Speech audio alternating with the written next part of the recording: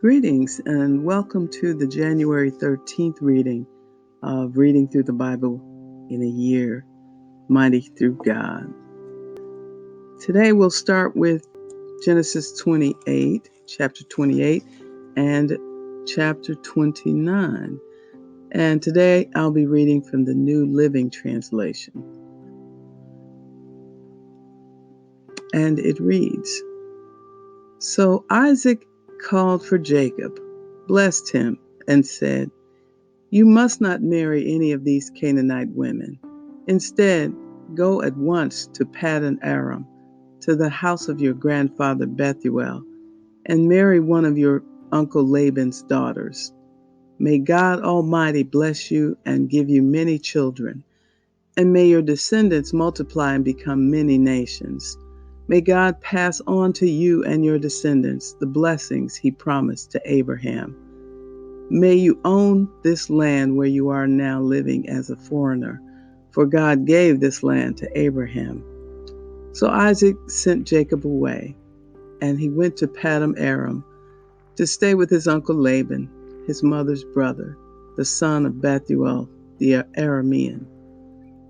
Esau knew that his father Isaac had blessed Jacob and sent him to Paddan Aram to find a wife, and that he had warned Jacob, You must not marry a Canaanite woman. He also knew that Jacob had obeyed his parents and gone to Paddan Aram. It was now very clear to Esau that his father did not like the local Canaanite women. So Esau visited his uncle Ishmael's family and married one of Ishmael's daughters, in addition to the wives he already had.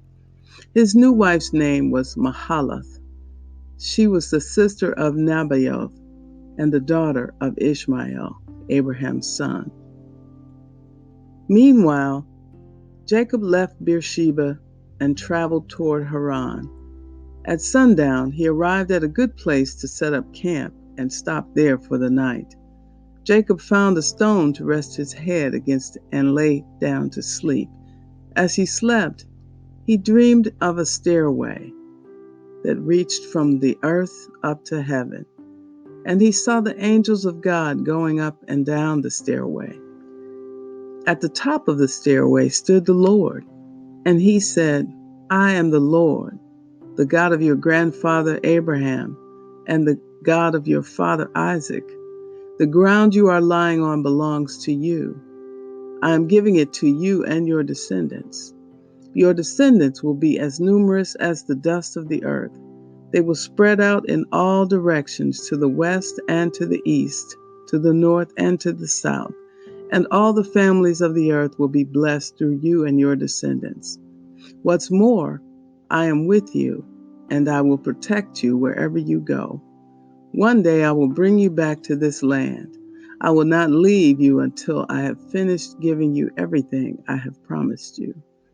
Then Jacob awoke from his sleep and said, Surely the Lord is in this place, and I wasn't even aware of it. But he was also afraid and said, What an awesome place this is.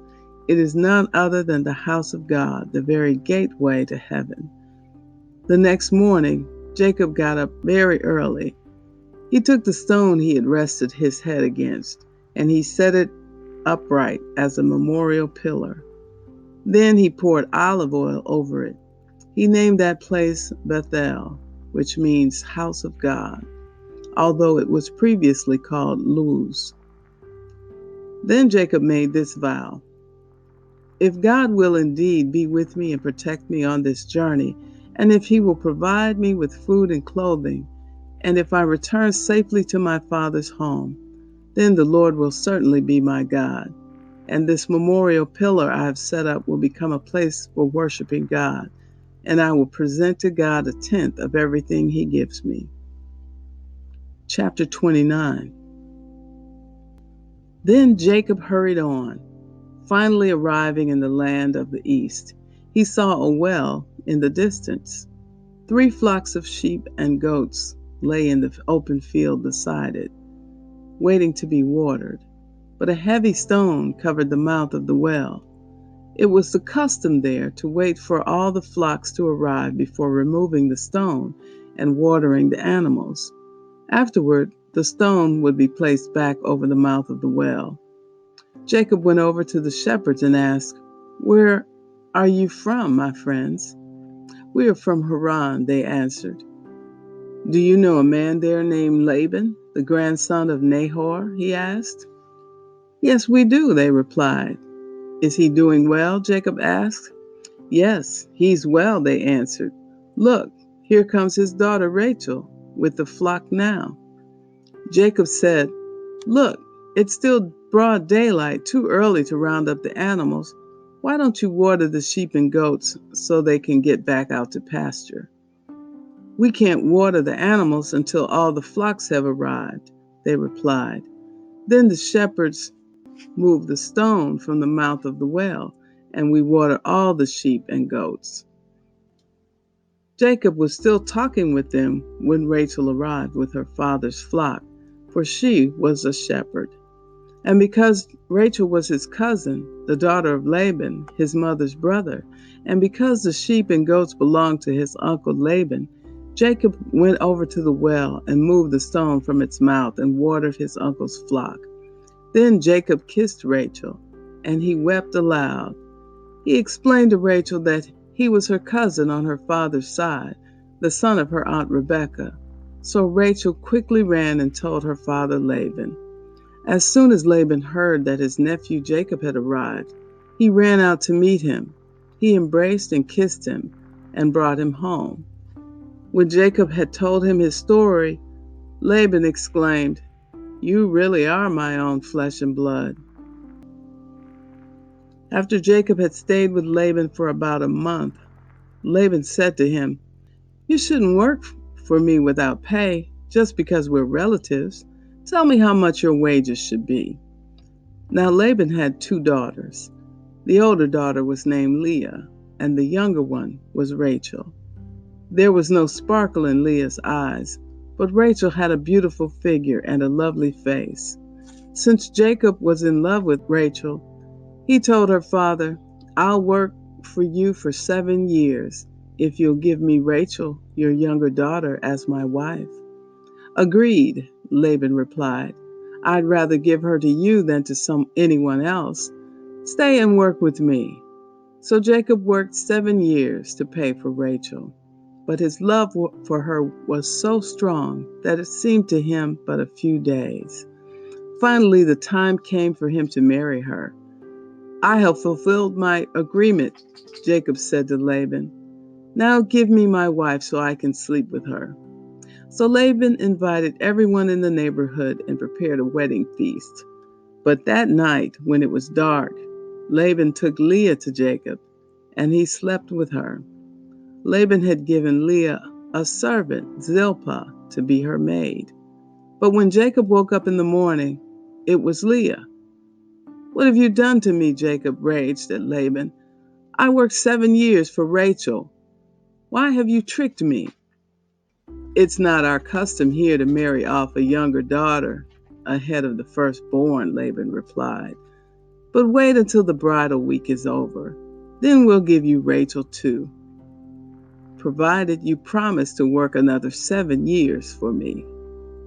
So Jacob agreed to work 7 more years. A week after Jacob had married Leah, Laban gave him Rachel too. Laban gave Rachel a servant, Bilhah, to be her maid. So Jacob slept with Rachel too, and he loved her much more than Leah. He then stayed and worked for Laban the additional 7 years. When the Lord saw that Leah was unloved, he enabled her to have children, but Rachel could not conceive. So Leah became pregnant and gave birth to a son.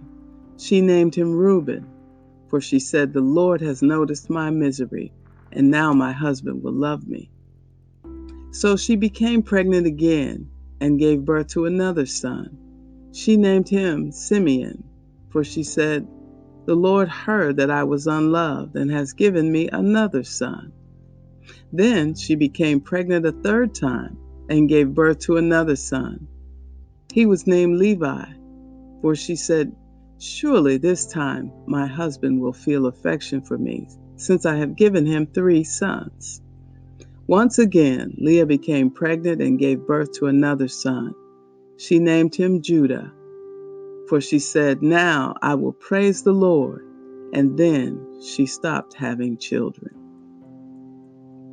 Matthew chapter 9, beginning with verse 18. It is titled, Jesus Heals in Response to Faith. As Jesus was saying this, the leader of a synagogue came and knelt before him. "My daughter has just died," he said, "but you can bring her back to life again if you just come and lay your hand on her." So Jesus and his disciples got up and went with him. Just then, a woman who had suffered for 12 years with constant bleeding came up behind him.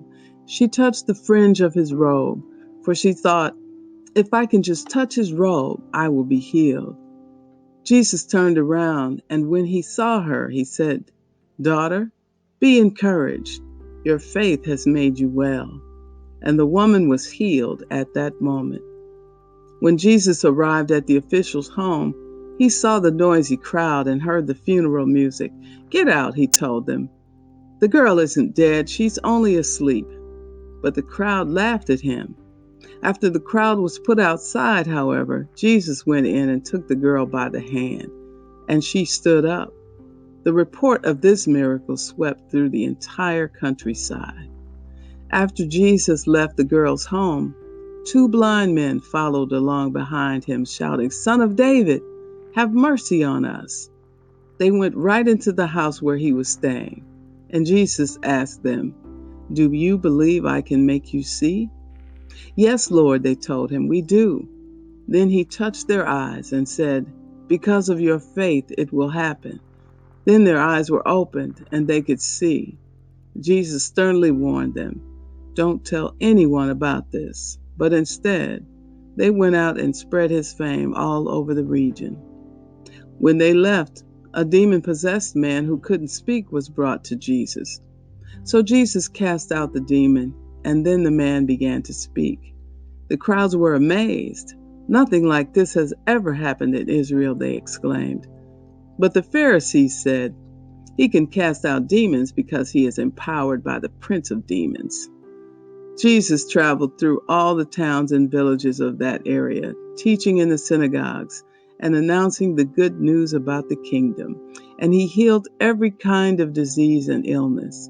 When he saw the crowds, he had compassion on them because they were confused and helpless, like sheep without a shepherd. He said to his disciples, "The harvest is great, but the workers are few. So pray to the Lord who is in charge of the harvest. Ask him to send more workers into his fields." Psalm 11. Psalm 11 for the choir director, a psalm of David. I trust in the Lord for protection, so why do you say to me, "Fly like a bird to the mountains for safety"? The wicked are stringing their bows and fitting their arrows with bowstrings. They shoot from the shadows at those whose hearts are right. The foundations of law and order have collapsed. What can the righteous do? But the Lord is in his holy temple.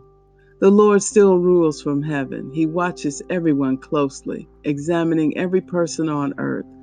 The Lord examines both the righteous and the wicked. He hates those who love violence. He will rain down blazing coals and burning sulfur on the wicked, punishing them with scorching winds. For the righteous Lord loves justice. The virtuous will see his face. Proverbs 3, verses 11 and 12. My child, don't reject the Lord's discipline, and don't be upset when he corrects you. For the Lord corrects those he loves.